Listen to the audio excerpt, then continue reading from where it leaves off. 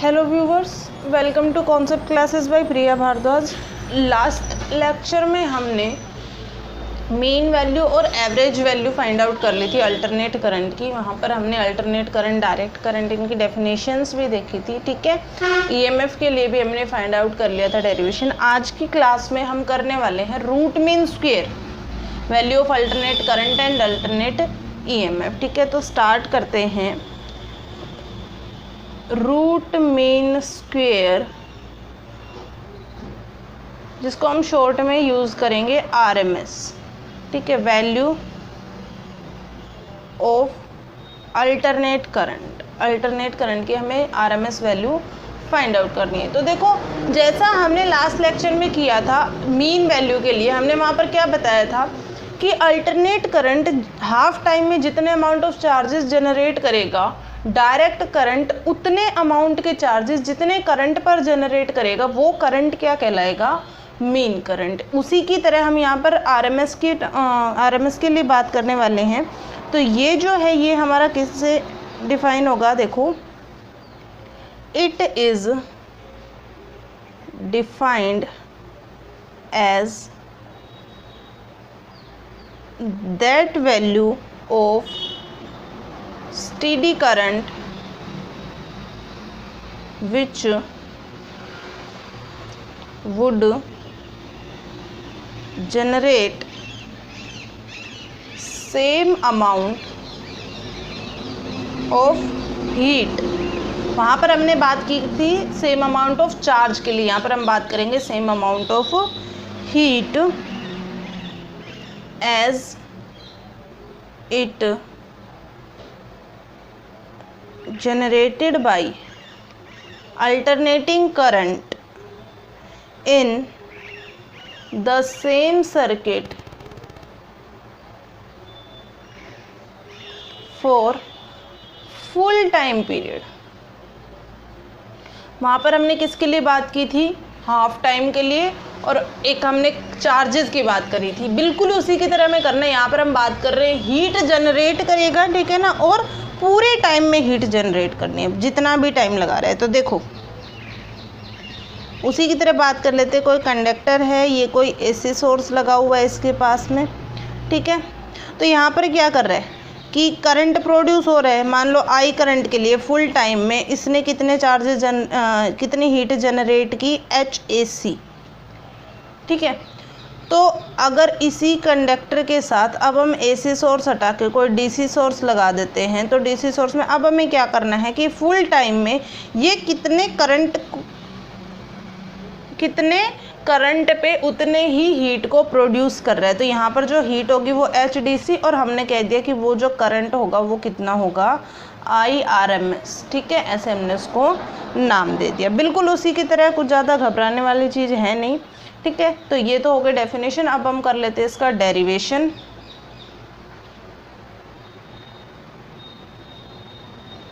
देखो, डेरिवेशन में बिल्कुल उसी की तरह करना है कि सबसे पहले हमें क्या करना पड़ेगा कि स्मॉल अमाउंट ऑफ हीट पता होनी चाहिए हमें कितनी जनरेट हो रही है, और वो स्मॉल अगर एक बार हमें पता लग गया, उसके बाद हम क्या कर देंगे? उसका इंटीग्रेशन। तो स्टार्ट करते हैं। Let DH be the small amount of heat in small time dt। ठीक है, dt टाइम में DH जो है वो हीट का अमाउंट है। ठीक है, तो हमें एक रिलेशन क्या पता है कि देखो, यहाँ पर थोड़ा सा हम कर लेते हैं। जूल्स लॉ ऑफ हीटिंग आपने पढ़ा, H = I² RT। ठीक है, ये हमें पता है, ये जूल्स लॉ ऑफ हीटिंग से। ठीक है, अगर DH हमारे पास हीट जनरेट हो रही है और टाइम हमें कितना लग रहा है? DT, तो उसके लिए इक्वेशन हमारी ये बन जाएगी, DH = I² R dt। अब क्योंकि हमें क्या पता है कि I को हम क्या लिख सकते हैं? I0 sin ωt। तो इस वैल्यू को जब हम इधर प्लेस करते हैं तो DH जो है ये हमारा कितना हो जाएगा? I0 sin ωt² R dt। That means ये टर्म हमारी क्या बन गई? I0² sin² omega T R D T, यही फॉर्म बनेगी हमारे पास। ठीक है, अब हमें क्या करना है, इसका इंटीग्रेशन करना है। तो क्या लिखेंगे, इंटीग्रेटिंग बोथ साइड। देखो ये जो हमें मिला, ये dt टाइम में जितनी हीट जनरेट हुई वो, मतलब स्मॉल हमें हीट का पता लग गया। अब हम पूरे का इंटीग्रेशन कर दे, छोटे छोटे पार्ट्स को जोड़ने का एक तरह से काम कर दे, तो हमें क्या मिल जाएगा, कंप्लीट अमाउंट ऑफ हीट। तो इंटीग्रेशन हम कर देते हैं dh का 0 to h। ठीक है, और इधर I naught square sine square omega T R D T. Integration कहाँ से कहाँ होगा, क्या कहा था कि फुल टाइम पीरियड, तो ये इंटीग्रेशन 0 से t तक के लिए होगा। ठीक है, इसके बाद हम करते हैं आगे, देखिए अब हमें एक फॉर्मूला क्या पता है, फॉर्मूला हमें क्या पता है कि 2 साइन स्क्वेयर थीटा जो होता है ये किसके बराबर होता है, ये बराबर होता है 1 माइनस कोस 2 थीटा। ठीक है, और अगर हमें फाइंड आउट करना है साइन स्क्वेयर थीटा, तो ये हमारा किसके बराबर होगा, 1 माइनस कोस 2 थीटा बाई 2। ठीक है, ये हमारे पास एक फॉर्मूला होता है। ये वैल्यू अगर हम इधर से देखें, साइन स्क्वेयर ओमेगा टी, मतलब थीटा हमारे पास कितना है, ओमेगा टी, तो इसी की टर्म में हम इसको लिख सकते हैं, that means D H integration 0 to h। Constant term हमारे पास क्या है, आई नॉट स्क्वेयर और आर, इसको तो हमने ले लिया बार, और इंटीग्रेशन 0 to t, और साइन स्क्वेयर ओमेगा टी की जगह अभी हम क्या लिख सकते हैं, 1 minus cos 2 omega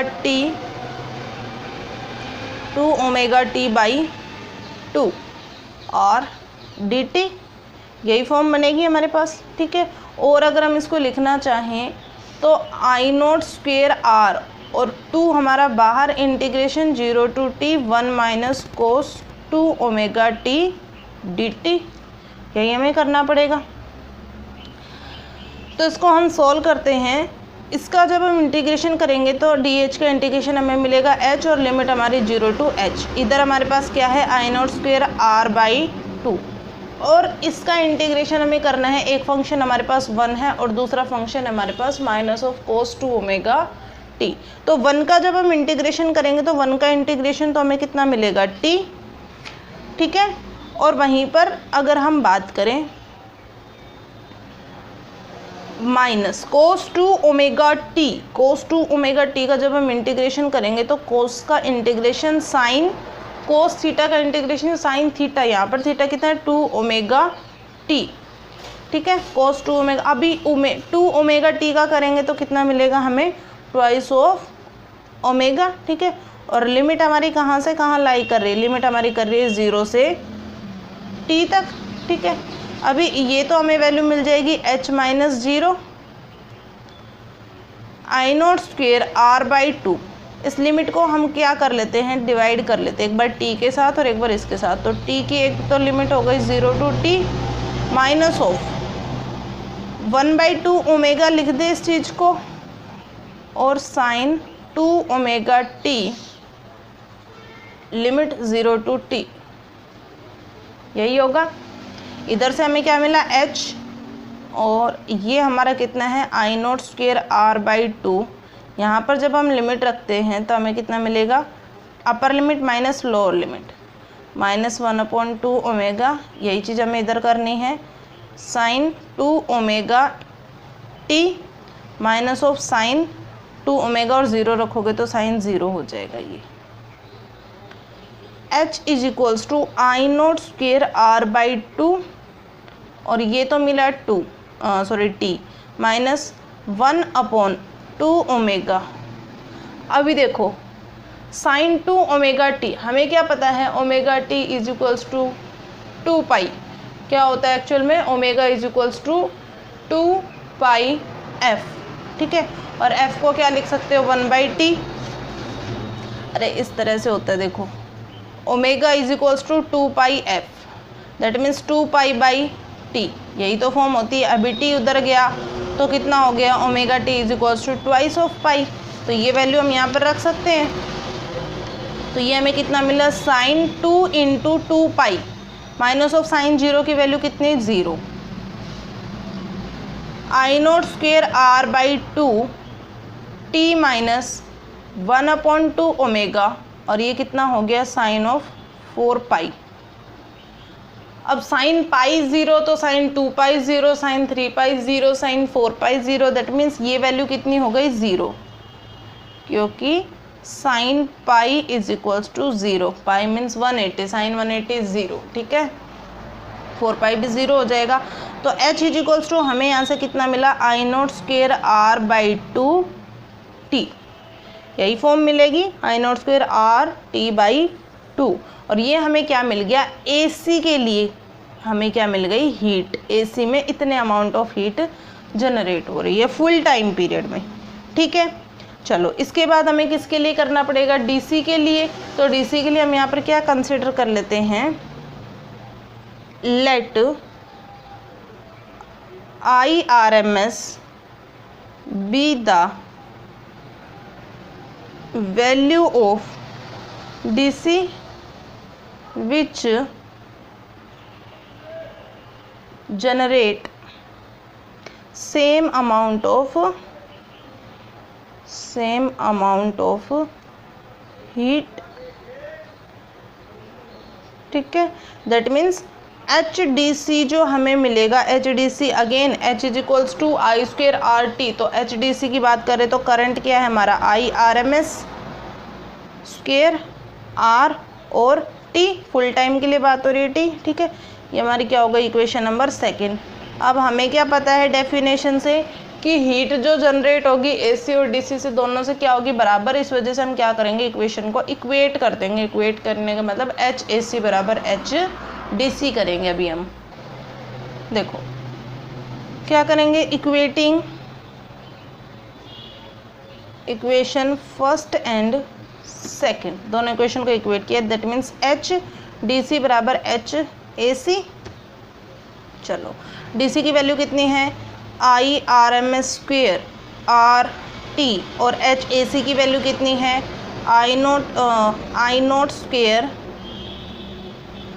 RT by 2, यही वैल्यू है। HDC की वैल्यू IRMS स्क्वेयर RT और HAC की value I note square RT by 2, ये वैल्यू आ गई हमारे पास, ठीक है। यहाँ से देखो RT से RT कैंसिल हो गया, तो IRMS स्क्वेयर की बात करें तो ये कितना हो गया, I नोट स्क्वेयर बाई 2, और वहीं पर हम बात करें IRMS के लिए तो दोनों साइड हम क्या कर दे, स्क्वेयर रूट लगा दे दोनों साइड, तो इसका स्क्वेयर रूट लगाया तो ये तो IRMS बचा, इधर स्क्वेयर रूट लगाया तो इसके लिए लगाएंगे तो ये तो बचेगा I नोट, और नीचे कितना हो जाएगा, अंडर रूट ऑफ 2, तो IRMS किसके इक्वल हो गया हमारा, I naught by under root 2। और अगर हम वैल्यू रख दे IRMS is equals to I naught upon under root 2 की अगर हम वैल्यू रख दे 1.414, तो ये जो रिजल्ट है ये हमें ओवरऑल कितना मिलेगा, 0.707 I नोट, ये न्यूमेरिकल वैल्यू है 0.707 I नोट, ये हमें RMS का रिजल्ट मिल जाएगा, ठीक है। तो ये हमारा क्या हो गया, RMS value of alternate current. बिल्कुल इसी की तरह अब हमारा क्या है, RMS value of alternate EMF, वो हम ट्राई करते हैं। देखो RMS value of alternate EMF के लिए करना है, क्या करना है, जहाँ पर करंट है वहाँ पर क्या यूज़ करना है, EMF, उसी की टर्म्स में बात करेंगे हम। तो डेफिनेशन अगर हम लिखें, it is defined as that value of steady EMF which would generate same amount of heat as it generated by alternating EMF in the same circuit for full time period.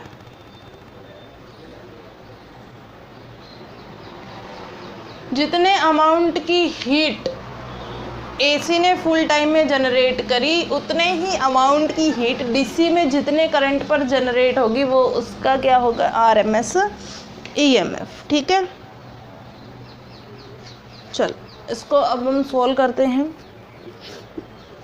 तो diagram बिल्कुल उसी की तरह से alternate source लगा दिया हमने वहाँ पर। ठीक है, और उसको क्या किया, एक बार एसी सोर्स किया और एक बार डीसी सोर्स वहाँ पर हमने अप्लाई किया। तो इसका अब हम करते हैं क्या, डेरिवेशन। तो देखो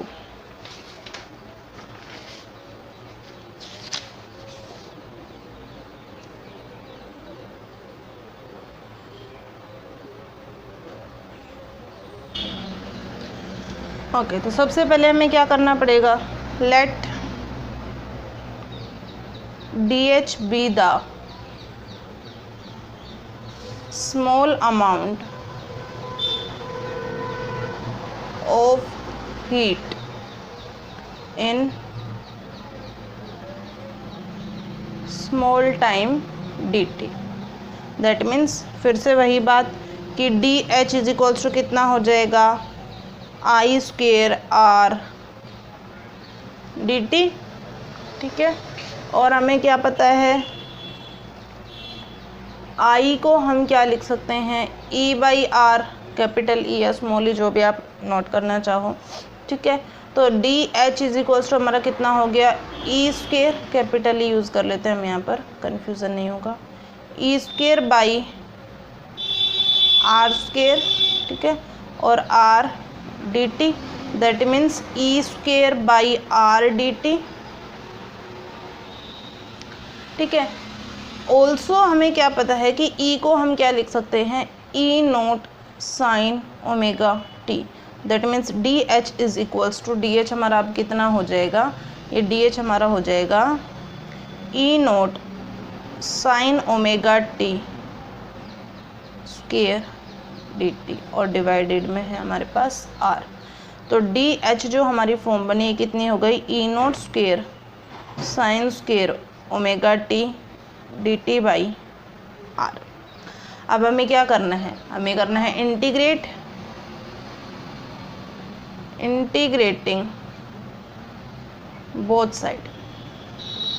तो डी एच को इंटीग्रेट 0 टू एच, और ये इंटीग्रेशन हमारा कहाँ से क्या होगा, फुल टाइम पीरियड के लिए 0 to T E naught square sine square omega T D T by are.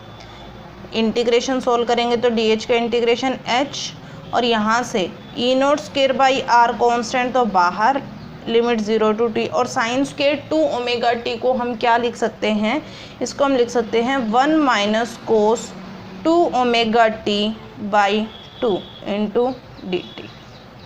इधर से हमें मिला एच माइनस 0, और ये form E naught square by R, 2 को हमने बाहर ले लिया। ठीक है, बिल्कुल उसी की तरह है, इसलिए हम थोड़ा सा फास्ट कर रहे हैं इसको। जब 1 का हम इंटीग्रेशन करेंगे तो 1 का इंटीग्रेशन हमें मिलेगा t, और cos 2 ओमेगा t का जब हम इंटीग्रेशन करेंगे तो ये हमें मिलेगा sin 2 omega t by 2 omega, limit 0 to t। अभी लिमिट को हमें पार्ट्स में डिवाइड कर लेना है, ई नोट स्क्वेयर बाई 2r, ये कितना हो जाएगा, एक तो t 0 to t minus sine 2 omega T, यहाँ से 1/2 ओमेगा को बाहर ले लो, लिमिट 0 टू टी। ये फॉर्म हमें मिलेगी। अभी हमें क्या करना है, लिमिट पुट करनी है, upper limit minus lower limit, that means T minus 0 हो जाएगा ये। तो H is equals to E naught square by 2r, कितना हो गया, टी माइनस 0। एक फॉर्म तो ये हुई -1/2 ओमेगा, और इसमें रखेंगे तो sine 2 omega capital T minus sine 0, तो ये हो जाएगा sine 2 omega capital T minus of sine 0, ये फॉर्म मिलेगी हमें। तो h इज इक्वल्स टू कितना हो गया, ई naught square by 2r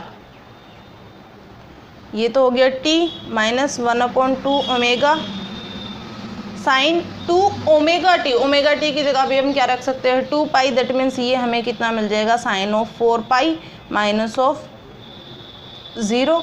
that means h is equals to E naught square by 2r sine 4 pi 0, ये होल टर्म 0 कितना मिल गया ये t, ये हमें मिल गया किसके लिए AC के लिए। ठीक है, इसको हम क्या कर देते हैं इक्वेशन नंबर फर्स्ट का नाम दे देते हैं। इसके बाद हमें क्या करना पड़ेगा, लेट EMF जनरेट हो रही है। ठीक है, ERMS B the value of direct EMF लिखेंगे यहाँ पर हम, direct EMF which generate same amount of heat. That means अगर हम बात करें HDC की तो ये हमें कितना मिलेगा, मिलना वही है I square R D T वाली फॉर्म। आई स्क्वेयर की जगह क्या लिख देंगे ई स्क्वेयर, तो ERMS square by R square. ठीक है, E by R into R T full time के लिए आर टी, ये कैंसिल। दैट मीन्स ये कितना मिला ERMS square by R T. ठीक है, इसको दे दिया इक्वेशन नंबर सेकंड का नाम।